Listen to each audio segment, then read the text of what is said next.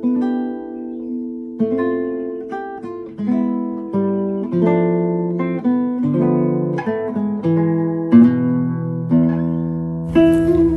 ko nais ang madugong pagkakamit ng kalayaan. Ang pagbabago ay hindi hinog sa taas.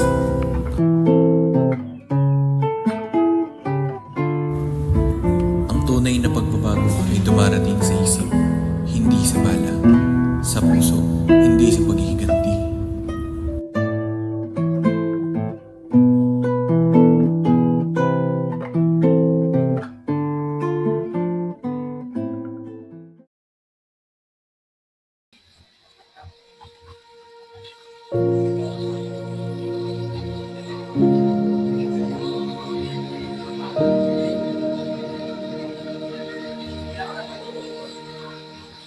Ano, lahat tayo ginugulo, inaapi.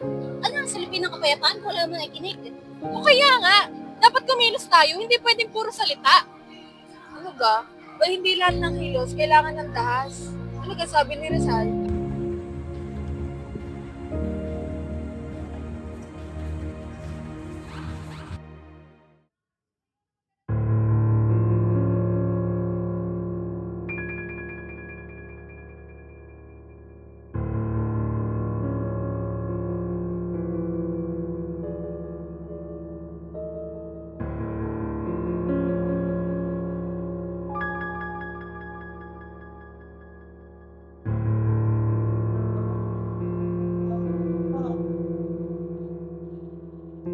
Ay, Lorenzo, okay ka lang? Oo, parang may mali.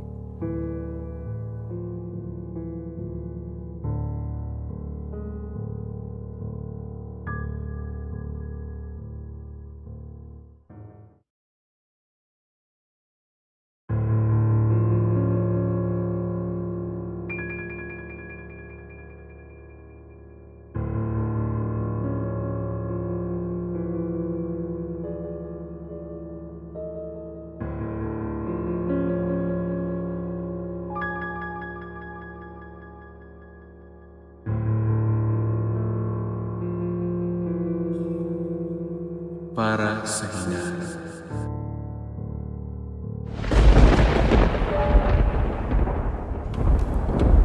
Nabigo si Simon hindi dahil siya'y mahina, kundi dahil hindi kailanman naging pagbuo ang paghihiganti. Kung ang layunin ay pagkakaisa, bakit sa galit tayo nagsisimula? Gabay. Hindi bala. Pilit ng kilisig nila ng apoy. Pero hindi mo ba alam, ang apoy ang simula ng liwanag. Ngunit hindi ba't ang liwanag na galing sa apoy? Siyang nalalaman rin.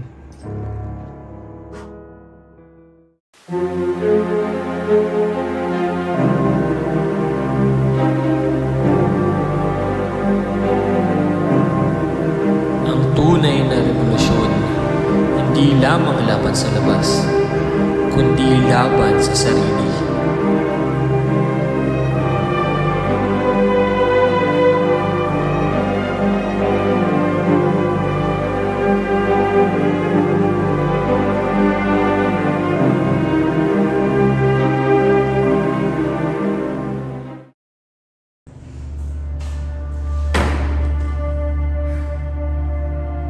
Kung totoong gusto natin ng pagbabago, kailangan natin ng ingay. Yung viral, hindi tayo pwedeng pang-intellectual. Pero kung babaguhin natin ang mensahe ni Rizal, para saan pa itong proyekto natin? Sana gumawa na tayo ng peking kasaysayan. Gamitin natin yung letter para paliwanag, hindi para malusol. Kung gusto natin kunin ang atensyon ng mga tao, ang tipikal naman ng bait-baitan. Ang gusto ng tao, yung may thrill, yung tunay. Kung wala natin ng tunay, bakit kailangan palitan nila naman ng... Teka lang ha, may iba ba kayo nakikita? O may ayaw kayong makita? Malinaw naman kasi na yun yung pinapahiwatig ng pangalawang nobela ni Rizal. Ayun na nga eh. Nakikita niyo ba ang tunay na mensahe ng nobela ni Rizal? O ibang nakikita niyo? Kapag tahimik ka, kasapat ka na rin. Tapos na ang panahon ng good boy tactic. Hindi kami tahimik. Gusto lang namin maging totoo. Ayaw namin nagalit ang mamuno sa kwento ni Sige, Rizal. tumahimik ka. Kami na ang bahala sa totoong laban. Lahat tayo may galit. Pero hindi lahat may direksyon. Anong klase ba talaga gusto nating pagbabago?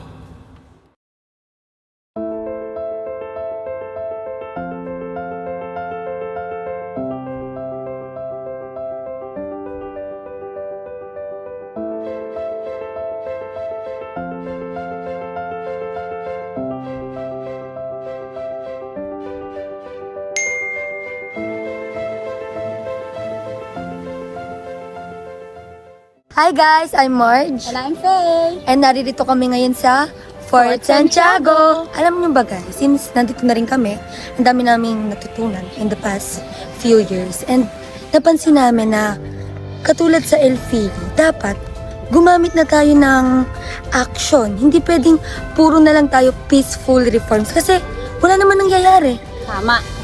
A word without an action is just a word. Parang pangako lang na napapako. So kung ako sa inyo guys, dapat magkaisa tayo na kumilos para sa ating bayan.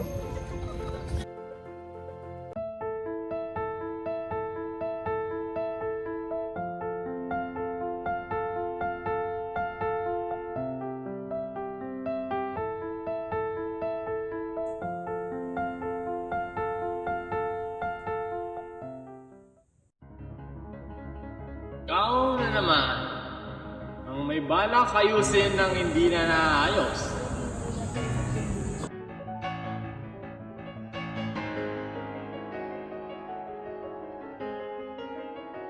Bakit mo itatama kung nagising na ang mga tao? Yan mong galit ang gumalaw. Yan ang kailangan ng revolusyon. Apoy! Galit. Pero yan din ang sumira sa'yo, di ba? Yan ang dahilan kung bakit nabigo si Simon. Nabigo ako kasi walang sumunod. Kung ngayong may nakikinig, bakit mo adlangan? Dahil hindi yan ang gusto ni Rizal. Hindi yan ang sinulat niya. Ang gusto niyang palabas na damdamin ay hindi dapat tayo magpadalos-dalos. Kung gayon ay hindi dapat natin gamitin ang baril at ang dahas, kundi ang ating pag-iisip. Mga salita lang yan. Ano silbi nan kung walang makikinig? Makikinig sila. Basta totoo ang ipapakita natin. Sige! Kung yan ang pinili mong daan, ikaw ang magdadala ng bigat niyan.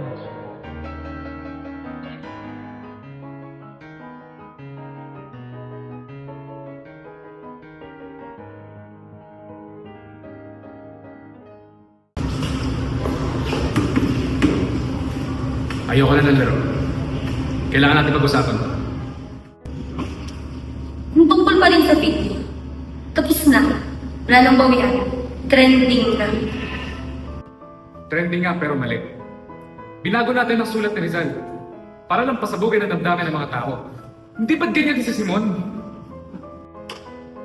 Bakit pa parang ikaw na lang lagi ang tama? Ikaw lang ba ang may monopoliya ng tamang revolusyon? Hindi mo ba nakikita, Lorenzo? Galit ang wika ng panahong ito. Alam kong galit ka. Lahat naman tayo. Pero kung galit ang mapuhunan natin, panandalian lang ang resulta. Pagkatapos niyan, ano? Anong kasunod dito? Di ba wala? Wala? Wala raw? Ano itong ginagawa natin? Tumutulog ka, Lorenzo, habang kami kinakalampag namin ang sistema. Kayo rin ang nagpakala ng kasinungalingan. Pinalabas niyo na ang tanging solusyon ng revolusyon. Hindi yan ang gusto ni Rizal simula pa lamang. Napigo si Simon dahil simula pa lang, inuna niya na ang paghihiganti. Kaysa... Hindi mo alam ang nararamdaman ng isang taong nawalan. Yung kapatid ko, isang aktivista, hindi na nakita. Tapos sasabihin mo, huwag magalit! Lorenzo naman! Gamitin mo ang utak mo! Hindi ko sinasabi ko ng galit. Ang sinasabi ko lang, huwag natin hayaan galit ang pumatakbo sa atin. Galit ako, oo, galit tayo, pero kung hayaan natin galit ang pumatakbo sa atin, hindi ba't madali tayo magagamit ng kahit isa? Ilabas na natin yung totoo. Yung buo. Walang pinura. Sige, ilabas mo. Pero sabay tayo. Di ako ang bida dito. Tayong lahat.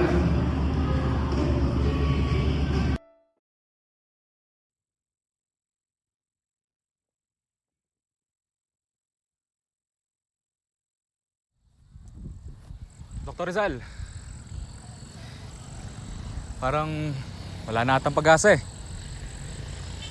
Lahat ng nararamdaman ko, parang wala nang kwenta. Ano, punong-puno ng galit ang mga tao, no? Parang hindi nila kaya magbago. Alam ko kung anong nararamdaman mo, Lorenzo. Pero hindi ko nais ang madugo at magulong pagbabago. Hindi sa ganitong paraan ang gagaling ang tunay na kalayaan. Pero paano tayo magbabago kung laging ganito? Mga tao, gobyerno, sistema. Parang wala nang silbing pakikialam kung hindi natin susubukang baguhin ang lahat sa parang hindi malupit. Ang pagbabago ay hindi minamadali. Hindi ito nanggagaling sa galit o puot. Ang tunay na pagbabago ay nanggagaling sa pagpapatawad. Sa mga hakbang na tahimik pero matatag. Sipin mo, hindi ba't mas matibay ang pundasyon ng isang bayan na nagsisimula sa pag-unawa? Pero Dr. Rizal, paano kung hindi nila tayo maintindihan? Kung hindi nila tayo marinig? Kung walang naririnig, ba't nandyan ka pa? Iyon ang magiging lakas mo. Ang kabataan, ang tunay na lakas nila ay hindi sila ang may galit, kundi sila ang may kakayahang magbago. Hindi sa labanan, kung hindi sa pagbuo. Kaya huwag mong kalimutan, ang tunay na kalayaan ay hindi nasa paghihiganti. Nasa pag-aalaga ng bayan, sa mga tao, sa mga pamilya, at sa lahat ng bagay na makakatulong sa mas maayos na kinabukasan. Kaya ikaw, Lorenzo, bilang kabataan, may kapangyarihan kang magbago. Kaya huwag mong sayangin ang pagkakataon. Hindi sa digmaan, kundi sa mga simpleng hakbang tungo sa mas magandang kinabukasan. Ngayon, ikaw, Lorenzo, ang magsusulat. Kayo ang huling kabanata. Akala ko dati, bayan eh, laging galit. Laging sumisigaw. Laging nakikipaglaban. Pero habang tumatagal, natutunan kong ang lakas ng loob ay hindi lang nakikita sa tapang, kundi sa pagpili na sa gitna ng gulo, sa gitna ng kaguluhan, pipiliin mo maging mabuti. Sabi nila, tayo raw ang pag-asa ng bayan. Pero ang totoo, hindi dahil bata tayo, kundi dahil kaya nating matuto. Kaya natin baguhin ang direksyon, hindi sa dahas, kundi sa pag-unawa. Hindi madaling piliin na mabuti. Pero hindi ibig sabihin ay hindi na ito tama. Ang pagbabago, kahit dahan-dahan, panalo pa rin kung makatao. Ang bayan ay hindi kailangang gulantangin. Kailangan lang gisingin. Ako si Rizal, ngunit hindi ako ang katapusan. Kayo ang magtutuloy ng mga kabanata.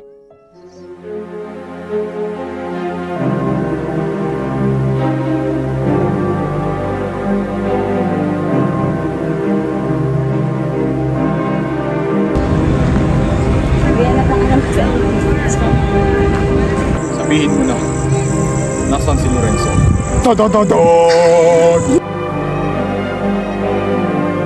Tapos mo bilang, nilalaksan mo lang, laksan mo lang ka. Lalapitan mo ba yun? Nakakapagod. Nandito si Simon na mukhang sipon.